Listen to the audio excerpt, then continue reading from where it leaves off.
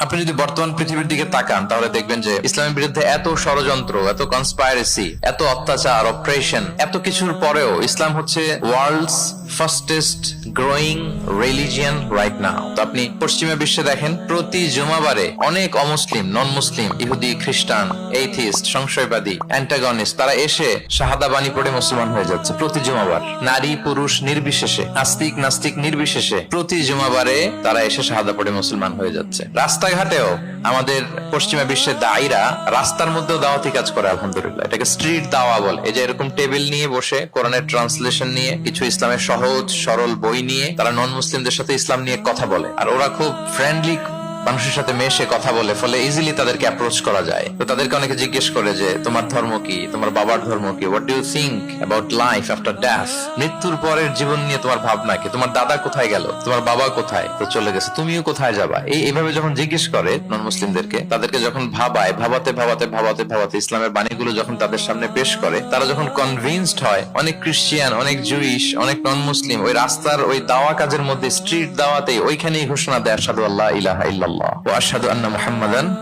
আবদুহু ওয়া রাসূলুহু। রাস্তায় আধা ঘন্টা দাওয়া কাজের মধ্যেই ওরা কনভিন্সড হয়ে মুসলমান হয়ে যায়। গোটা বিশ্বব্যাপী এভাবে ইসলামকে আল্লাহ তাআলা ছড়িয়ে দিচ্ছেন। কেউ এর অগ্রগতিকে থামায় রাখতে পারবে না, অসম্ভব।